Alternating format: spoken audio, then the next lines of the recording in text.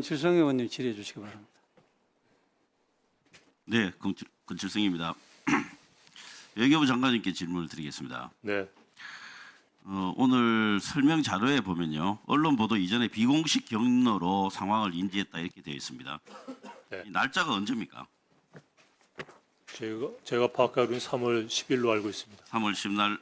저 3월 7일 날 파악해서 제가 알게 된 게 한 7일 이요? 3월 10일인 것 같습니다. 예, 외교부가 자체적으로 한 겁니까? 정부 어느 기관에서 인지를 해서 통보를 받았습니까? 그거는 이 자리에서 말씀드리는 게 적절치 않은 것 같습니다.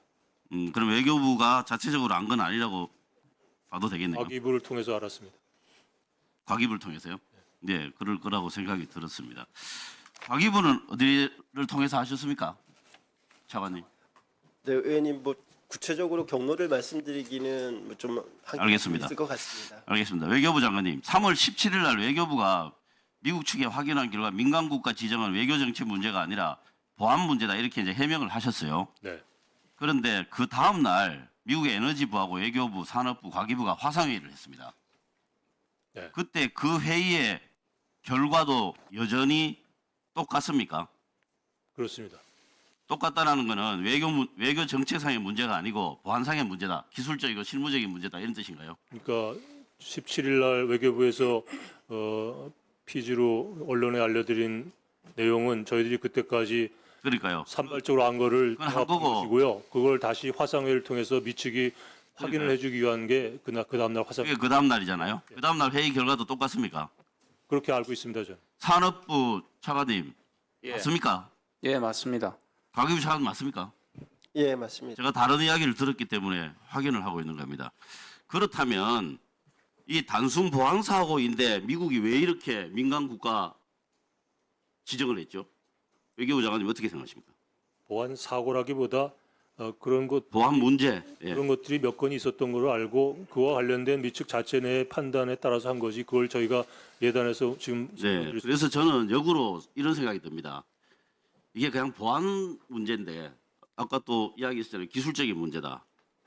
그런데 왜 미국이 우리나라를 민간 국가로 지정을 했을까? 이 부분에 대해서 진짜 깊이 있는 생각을 해봐야 된다고 보거든요. 저는 이거 외교 정책 수준 정도를 뛰어넘는 이 국가 간의 신뢰 문제가 깔려 있는 건 아닌가 이런 생각이 좀 듭니다. 왜냐? 이게 사실 별거 아니라면 아닌 거라고도 생각할 수 있는데 이거는 의도적으로 페널티를 준 게 아닌가 이런 생각이 듭니다. 혹시 그런 생각 해보셨습니까? 단순 기술 보안 사고라고 해서 저희들이 이걸 가볍게 보고 있는 건 아니고요. 거기에 또 함의가 있기 때문에 그런 것들을 다 한미 간의 실무 협의를 예. 거쳐서 그 함의를 이야기를 해주신다면 제가 이해를 하겠습니다. 지금 대외적으로 계속 보안 문제, 기술적인 문제라고 이야기를 하고 있잖아요. 기술적인 함의입니다. 기술 보안, 시큐리티, 내셔널 시큐리티, 이코노믹 자, 시큐리티 얘기를 하고 있기 때문에 그러면 장관님 옛날하고 비교했을 때 이해가 더 안 됩니다. 과거에는 이거보다 훨씬 더 심각한 일들이 있었는데도 민간 국가로 지정이 안 됐어요. 내용 잘 아시잖아요. 예전에 2001년 1월에서 2월 사이에 우리나라가 자체적으로 원자력 연구소에서 우라늄 분리 실험을 한 게 2004년에 드러났습니다. 그런 사실이 있었지 않습니까? 네. 그랬었잖아요. 그때 유엔 안보리에도 회부될 뻔한 그 정도로 심각한 상황이었습니다. 그 외신들이 보도할 때 한국의 농축 우라늄량이 뭐 미미하지만 순도는 무기급이다. 이런 뭐 AP나 로이터 이런 그 보도도 있었습니다. 그때 당시에 청와대가 실험실 차원의 소규모 실험이었고 정부의 개입은 없었다. 이런 취지로 해명을 했었거든요. 그러고 나니까 미국의 콜린 파월 국무장관이 결과적으로 굉장히 심각한 내용인데도 불구하고 민간 국가로 지정이 안 됐거든요. 네. 그 정도 사례에 있어서도 민간 국가 지정이 안 됐는데 이번도 사례에 있어서도 민간 국가 지정이 안 됐는데 이번에는 기술적인 보안 문제 우리나라가 민간 국가로 지정이 됐다는 거는 뭔가 다른 문제가 있다고밖에 의심할 수가 없잖아요. 여러 우리나라만이 아니라 다른 나라들도 다 포함이 됐고요. 다른 나라 다 어디 포함됐습니까? 그걸 저희들이 그거 한번 보시면 굉장히 굴욕적입니다. 그게 포함되어 있다는 게.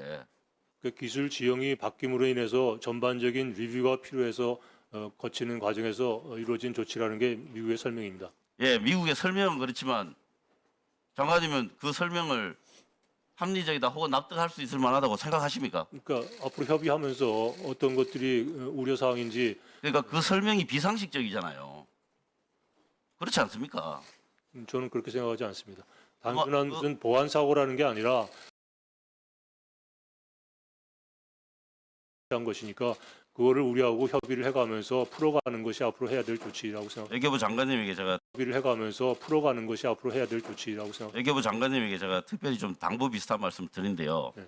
윤석열 정부 들어서 무책임한 독자 핵무장론 이걸 펼치고 또 북한 도발을 유도하는 무모한 행동도 감행하고 그러다 보니까 한미 관계의 근본이 훼손되는 거 아닙니까?